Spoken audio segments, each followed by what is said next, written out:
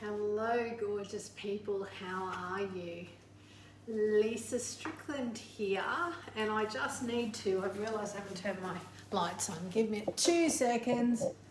I was trying to get organised and realised I didn't have them on when I came live. Alright, so today we are going to do a little bit of sweeter cooking. And this recipe is out of my new cookbook, Your Immunity Kitchen, and it is the almond scones. Okay, so we're going to do something, you know, when we're all feeling a bit confined because we've been in lockdown. It's just nice to have something that you can sit that you still know is fairly healthy for you. All right, so this has some almond meal, which I've already popped into my bowl. And I have got, so I'm using gluten-free flour for those of you who are looking to reduce inflammation and are looking to, also for those of you who have any issues with your gut, any celiac, any of that sort of, you know, intolerance to gluten, this is a really good recipe. So I'm using gluten-free flour. Now, to make it self-raising, you just need to put a little bit of what's called xanthan gum in it. For those of you who don't know, you can get this from your supermarket, and you can buy self-raising, but if you don't have it, you know, because sometimes, especially with everything going on at the moment, we don't want to go out. So if you've got some xanthan gum in the cupboard, then you need to put about half a teaspoon to a cup of your self-raising flour. Okay, so I'm going to pop that all in there. Grab my spatula. Can't live my life without my spatula, so I have quite a few. And we're just going to mix that around a bit and get everything combined. Now I hope you're having a good day.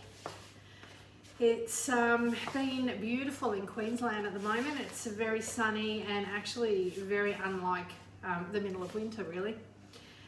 So it's been nice to have that beautiful sun and the warmth. All right, so now what we're going to do is when you do gluten-free cooking, the key with getting that rising agent happening is actually to have something that's a little bit activated in there. And so what I have put in here is a bit of bicarb and a bit of baking powder, and I'm actually going to use some apple cider vinegar. Now leave it until you're just about to put all your liquids into what you're doing, and I'm going to put some apple cider vinegar in, and what happens is it fizzes up. Okay, it does the whole fizzy thing and fizzes up. It's a bit hard to see, but, and so then what I'm going to do, I just let it fizzle for a bit longer, and then I'm going to put it in here with all my other liquids. Okay, that activates everything, and it's really good at assisting it to be lighter. Okay, so you haven't got that heaviness. All right, so we're putting in a bit of maple syrup. Yum. And I've got some almond milk. You can put any milk that you like in there. All right. And I'm just, so with gluten-free cooking, the least you stir it, the better. So you're just stirring to combine. You're not going to sit here and go crazy with it. Okay. Now,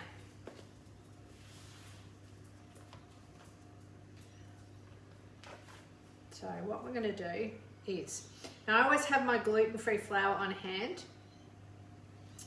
So, because even when you're measuring, you don't always get it 100% right, and we want this to be a bit of a dough. So we don't want to overdo any of the flour that we're using, but you do need to put it on your hands so it doesn't get all stuck. Okay, so I'm going to put a little bit more flour happening here because it's sticking to the sides. All right. So I've had a really good day with the beautiful sun and everything.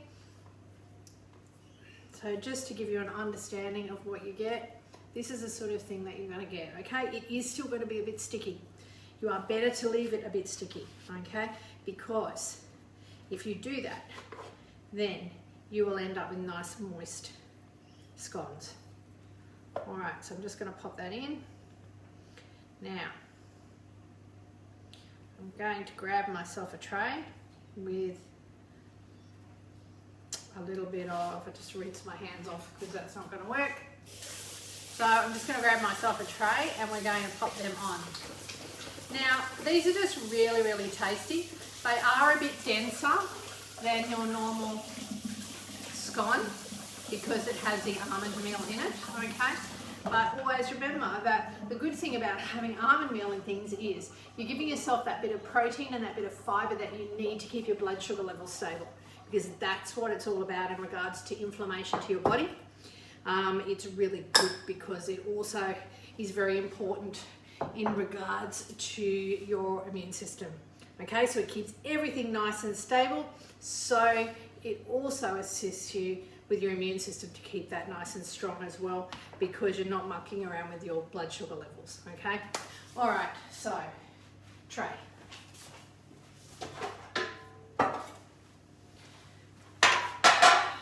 Okay, so I'm just going to throw a bit of baking paper.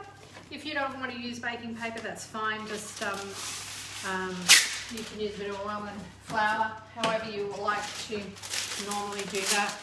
I just find it heaps easier. All right, and so now, don't play with it too much. So you can make them into, I'm actually going to get a bit more flour because that is quite sticky. So just flour your hands, okay? And they don't stick so much. So you can do them as big or as small as you like. Get them into that sort of a scone shape. Sort of seems to be a bit squarer, doesn't it? Okay. Alright.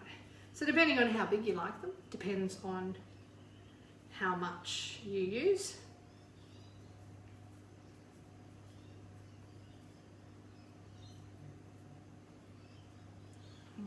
Okay. Now, I like to make a nice cashew cream with them, and that's really, really nice. And also like to, I don't use jam because of the high sugar content in jam, so I make my own compote and I use that instead. Okay, so you know, all of these recipes are all in my cookbook, okay? Just get a little bit more flour. So as you can see, I am dealing with it a little bit stickier, but as I said, much prefer it because then I end up with a nice moist scone. All right, I tend to roll it, okay? Make sure it rolls together well and there's no lips anywhere, you know, or nips and tucks. Make sure it's nice, and then you can just square it off.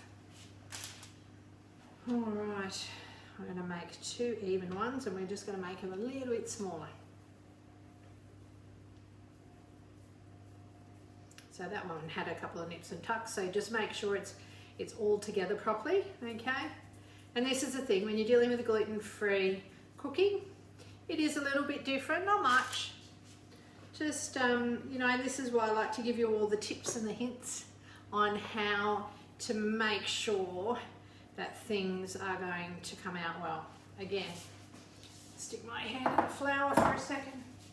Alright, just stops that sticking and it gives me the ability to do the things that I want to do with the dough, okay, without putting too much on there. Just let me look at this one now. As I said, you don't want any lips, so just make sure you give it a good round, get a nice round ball, and then you can sort of square it off to make it look like that scone look. All right, so I got 6 nice scones there. Just going to throw this in here. Now, I really like this recipe. I love it because the other thing it does do is if you've had a really light lunch or something like that, it does actually fill, one little scone fills you up quite considerably because it's got the almond meal and it's got all of that lovely fibre in it. So just remember that these scones are really, they're healthy because they're full of almond meal. You know, you've got also, if you use almond milk, you've then got more protein again. So you've got the fibre of the almond meal and you've got the beautiful protein in the actual almond milk. So, you know, you're really going to get benefit from that. Much better for you than a normal scone, because normal scones are usually full of lots of cream and lemonade or however you like to make them, but they usually have, you know, that a high amount of sugar and white flour. Okay, yes, we used the gluten-free flour, which is quite fine, but the reason that I developed this recipe with the almond meal was to be able to stabilize that, so that it's actually so much more healthier for your blood sugar levels. So if you've got diabetes, you've got any autoimmune issues where you really have got to keep an eye on your blood sugar levels, this is a really good recipe for you, because it won't tip you over the edge with your blood sugar levels. It won't have you up and down because it's got the fiber there that you need. So all of the recipes that I've talked about, including the cashew cream and also the berry compote, are all in my recipe book, which you can get on Amazon, either a hard copy or you can get an ebook copy, which you can download on the Kindle app on your phone, which is really handy for you to take anywhere you go. So I'm going to pop them in the oven. I'll throw up a photograph a bit later. Now, I hope that you enjoy those, and if you have any questions at any point, please never hesitate to drop me a PM anytime and I will get back to you. And take really good care, everybody, and I will talk to you again tomorrow. Okay, see you later. Bye.